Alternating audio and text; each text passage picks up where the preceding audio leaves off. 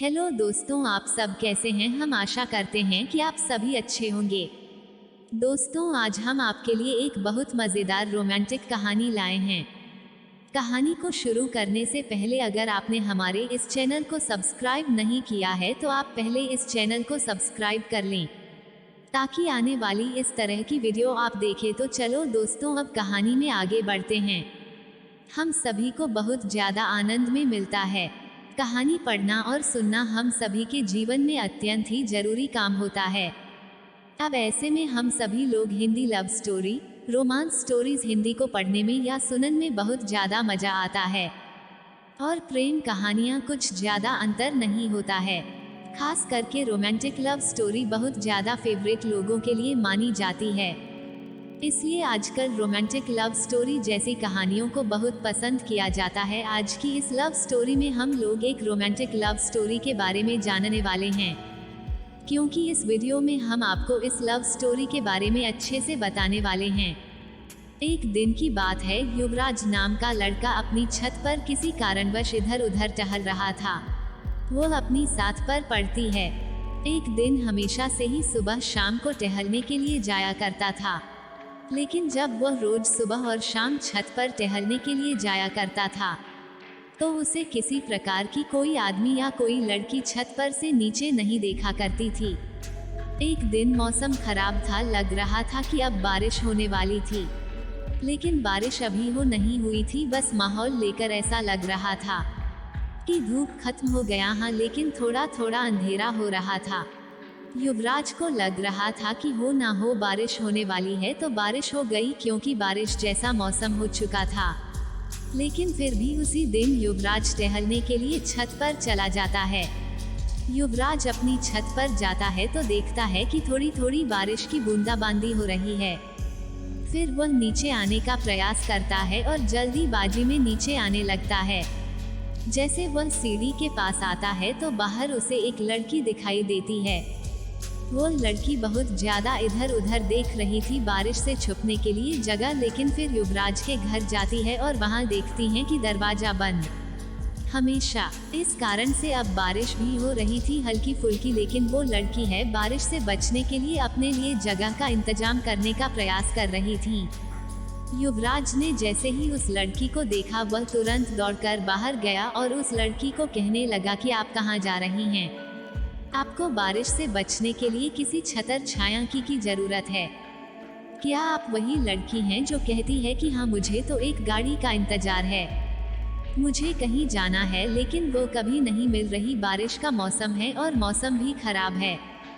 तभी युवराज कहता है कि कोई बात नहीं, जब सवारी वाली गाड़ी आएगी तो मैं तुम्हें बाहर छोड़ दूंगा। फिलहाल अभी बहुत ज्यादा बारिश होने वाली है, घर आ जाओ। और सही में मौसम बहुत ज़्यादा खराब हो रहा है, बिजली बहुत ज़्यादा कड़क रही है और ठंडी का मौसम चल रहा है। ऐसे में बाहर बारिश के पानी में भीगना आपकी सेहत के लिए हानिकारक हो सकता है, आप बीमार पड़ सकती हैं, इसलिए आज आप मेरे घर में रुक जाओ। फिर वो लड़की मेरे घर में आ गई थी, लेकिन उस दिन एक बात गजब हो गई कि युवराज के घर वाले भी कहीं गए हुए थे मार्केट करने के लिए। वे लोग भी मौसम खराब होने के कारण उधर ही फंस गए थे। फिर जैसे ही लड़की अंदर जाती है, मतलब युवराज के घर जाती है, वैसे मोबाइल में फोन आता है जो कि उसके मम्मी पापा का फोन होता है। उसे कहता है कि बारिश बहुत ज्यादा होने वाली है, इस कारण से मैं तुम्हारे मामा के घर रुक गई हूँ। मैं सुबह आऊंगी, तुम अपना खाना बनाकर खा लेना और सो जाना सही से, और अपना ख्याल रखना। अब तो वह लड़की और युवराज घर में बिल्कुल अकेले थे, लेकिन युवराज को रसोई घर में खाना बनाना भी नहीं आता था। वह सोच रहा था कि मैं रसोई में खाना कैसे बनाऊंगा, मुझे तो कुछ भी बनाना या पकाना नहीं आता, और मैं इस लड़की को क्या खाने के लिए दे सकता हूँ, ये सब सोच ही रहा था युवराज। तो वह लड़का कहता है कि मेरी मम्मी का भी फोन आया था, वह बोल रही है कि कल सुबह आऊंगी घर, मौसम खराब है। युवराज खाने के लिए उस लड़की से कहता है कि मैं तो बहुत दिनों से रसोई घर में जाना आना भी नहीं किया हूँ, जिस कारण से मुझे कोई किसी भी प्रकार का कोई भी चीज़ पकाने के लिए नहीं आता है। ऐसे में अगर तुम्हें आता है तो तुम मेरी मदद कर सकती हो और हम दोनों के लिए खाना तुम बना सकती हो। फिर उसके बाद हम लोग अपना अपना खाना खाने के बाद अपने अपने कमरों में आराम करेंगे। लड़की रसोई घर में जाती है और खाना बनाने का प्रयास करती है। युवराज भी वही रहता है, उससे बातचीत करते रहता है।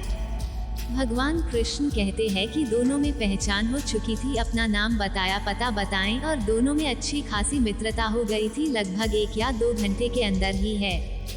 दोस्तों, अगर आपको यह वीडियो पसंद आए तो आप अपने सभी दोस्तों के साथ शेयर करें और इस तरह की top most popular romantic love story सुनने के लिए इस चैनल को सब्सक्राइब करें और नोटिफिकेशन बेल पर दबा लें और वीडियो को एक लाइक कर दिया करो, इससे हमें बहुत खुशी होगी।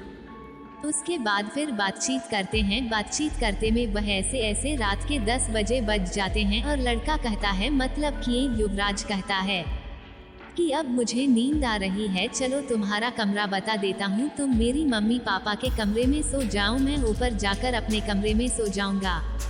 लड़की कहती है कि ठीक है, मुझे कमरा बता दो, मैं जाकर सो जाऊंगी। युवराज जाता है और उसे कमरा बता देता है। फिर वो कमरा बताकर अपने रूम में सोने के लिए छत पर चला जाता है।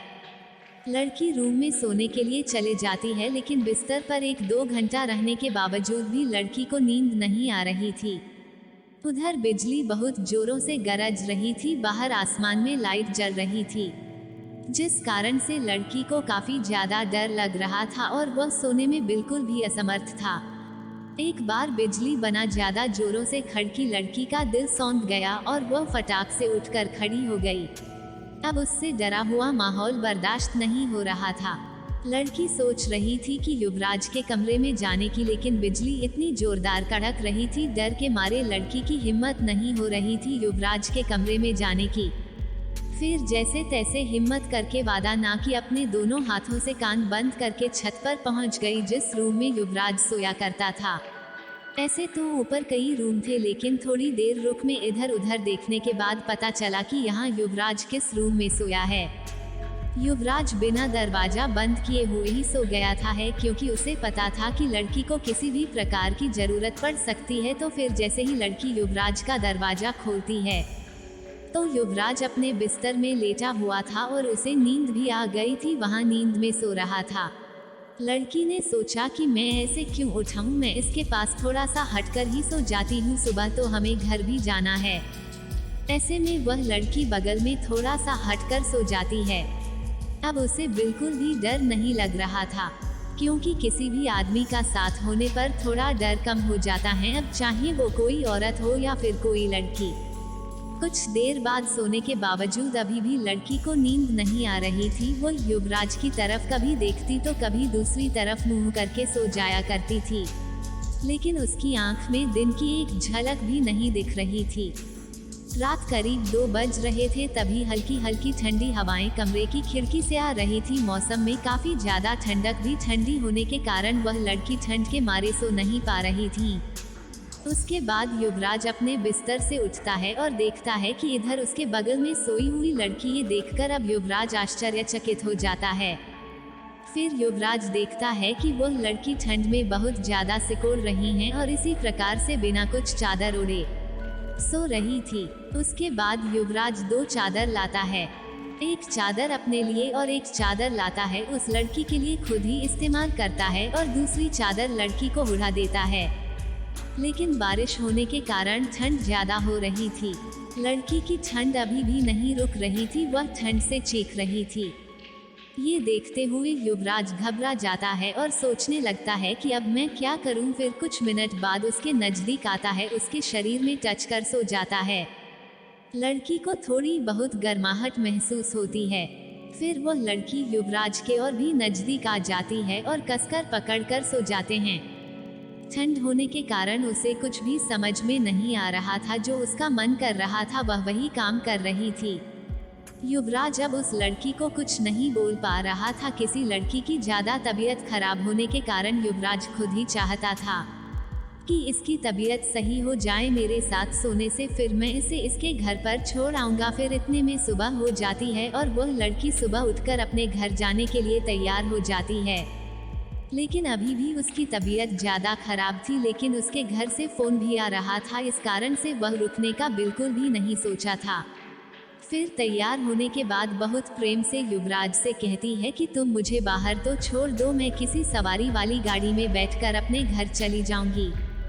उसके बाद युवराज छोड़ने के लिए अपने पास के बस स्टैंड पर जाता है और उसे जहां जाना था वहां का टिकट बनवा देता है और उसे बस में बैठा कर कहता है कि ठीक है, अपने घर चले जाओ। उन दोनों की मुलाकात बस इतनी सी ही रहती है और उन दोनों की मुलाकात बस थोड़ी सी ही रह जाती है। उसके बाद से ना तो युवराज कभी उस लड़की से मिला है, ना वह लड़की पर युवराज से मिली है। तो दोस्तों, आपको ये हमारी दिलचस्प कहानी कैसी लगी, आप हमें कमेंट करके जरूर बताएं। और जाने से पहले आप इस चैनल को सब्सक्राइब करें और नोटिफिकेशन बेल पर दबाएं। पूरा वीडियो देखने के लिए आपका धन्यवाद दोस्तों।